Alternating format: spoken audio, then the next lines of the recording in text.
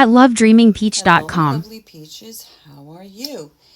It is Wednesday, October 23rd.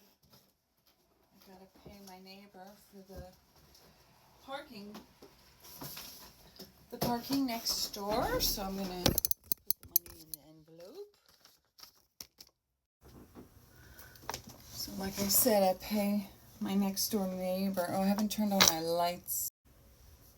Open my curtain. So I pay the neighbor to park overnight in his driveway because even though I have my own driveway spot, my downstairs neighbors have 2 cars and crazy ass fucking schedules. They come and go all times of the day and night. And they're unbelievably inconsiderate as well. So living here for almost 8 years trying to deal with them and their fucking 2 cars has been a nightmare. My very nice neighbor next door just happened to have a spot.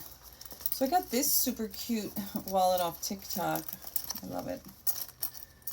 I use it all the time. Actually, I got this from Iris and Rainbow. And I just bought some more wallets off of there. Well, they're like fanny packs. And then my mom went to Paris not that long ago. She bought me this beautiful bag from Bloomy in Paris, in Paris. My mom's Haitian and her first language is French, FYI. Yes, she's a black woman. Beautiful, amazing black woman who raised me. You can see more about that in my other stories if you're interested. Okay, so I'm going to get the money. Look, it's American dollars. American US dollars. All right, I'm going to give to my neighbor to park in his parking spot. Thank you very much. So I really just wanted to pop on to say that I've made a couple of long videos about Sarah Boone, and I just want to add a water break.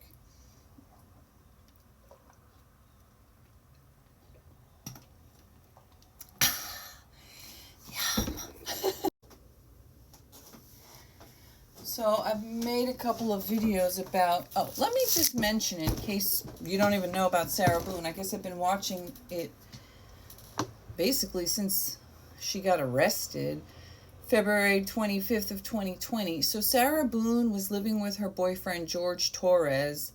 She was divorced. She had a 9-year-old son with her ex-husband, Brian. Her son was named Lucas. She had been with George for about 3 years. They had an extremely volatile relationship.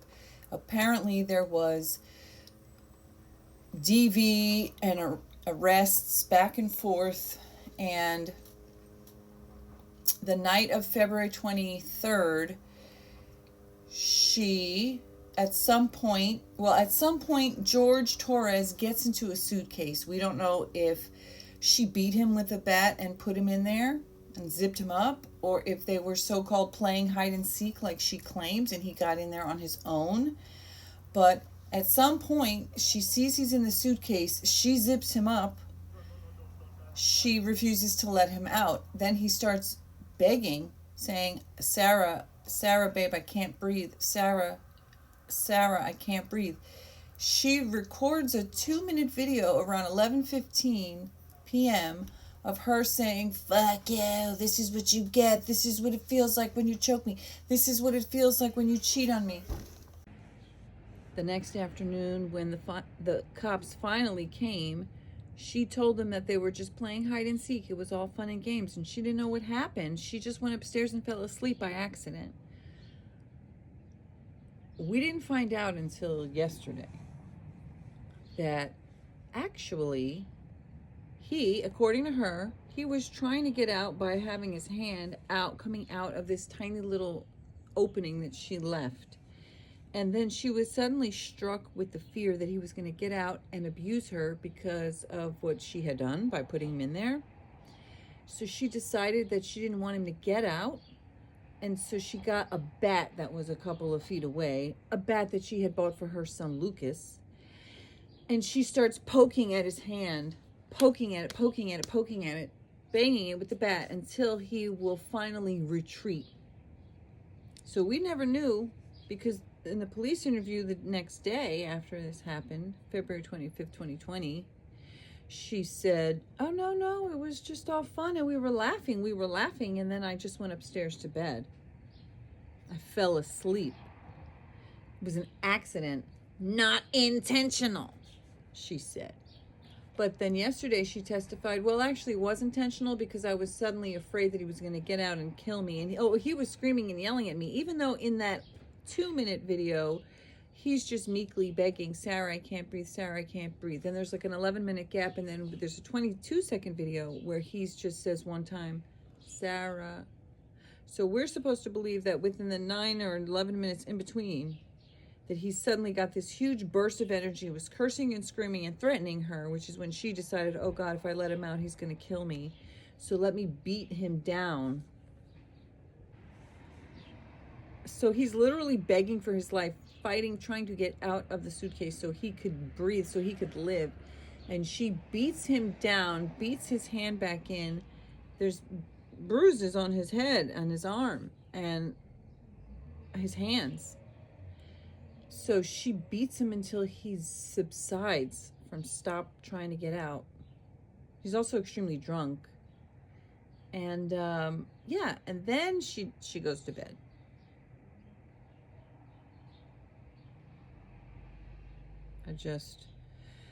It's unfathomable that anybody would let this woman walk free. We'll see. He says, Sarah, Sarah. She's like, that's my name. Don't wear it out.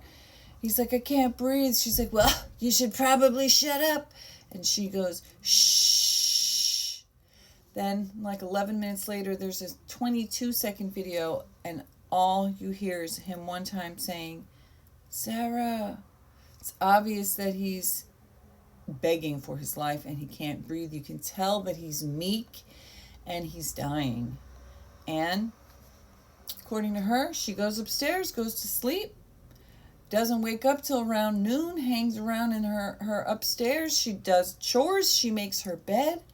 Somehow the 2 wine bottles that they had consumed the night before are put into the garbage can outside, and there he is dead in the suitcase near the front door.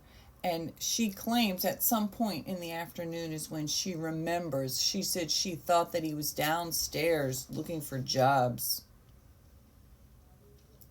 So then she calls her ex-husband, Brian. He tells her to call 911. Then she calls him again a few minutes later. He's like, I'm on my way. Did you call 911? No, call 911. Then he gets there. He steps into like the foyer, sees the legs, and is like, did you call 911? I'm out. He goes outside to wait in his car, and he says she wanted to have a smoke and drink some soda or whatever, wine, whatever the fuck, before calling 911. Now, God knows how long this man, 12 hours he was stuck in the suitcase? Who knows? And then we found out through the testimony that he was trying to get out. He was, according to her, he had his hand out and he was trying to get out. And she got a bat and starts beating his hand. And apparently enough to bruise here and his head. And he did not get out. Now she's trying to claim self-defense, battered spouse syndrome, because they had history of DV, and so she's claiming that even though it was a good day and they played puzzles and they sat on the porch drinking their wine, talking about their life plans, smoking their cigarettes, and painting with the paints that the grandma had given to the 9-year-old. Okay, then at one point the prosecutor's like sounds like you treat him like a child, and she's like, that's your interpretation. Like, you're doing puzzles and painting with paints for a child, but then you're also drinking 2 huge bottles of wine. So some people are believing her story of DV. I'm not. I feel like she was the perpetrator. She was the one who was doing it all. And he was her victim. All right, let me go put the money in the mailbox.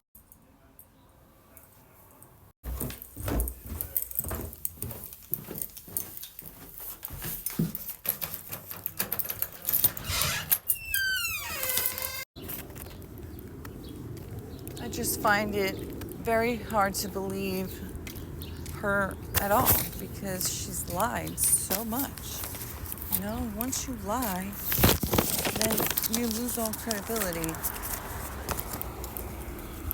Anything you say is suspect. Everything you say is suspect. All right, I just put it in his front mailbox because I have a mailbox on the side. All right. So, Sarah Boone, day 4 of trial resumes today.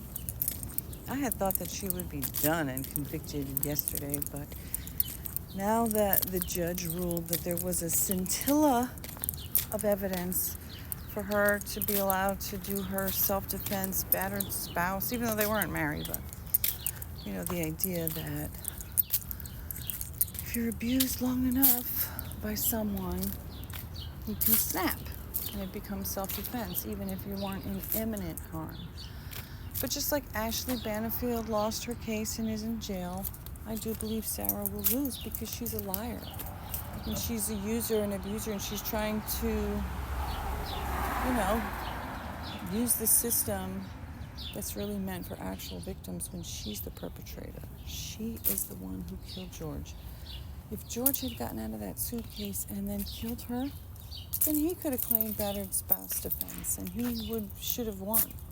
I also want to say I find it pretty despicable how obvious, you know, white women are just given this unbelievable amount of grace, and people believe them. Even when they're outright lie, they say I'm a liar, and people still believe them. And it's just like, it doesn't make any sense.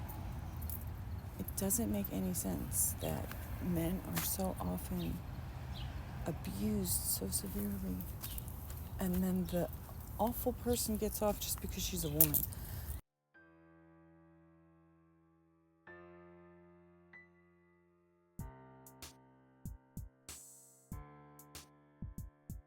At lovedreamingpeach.com.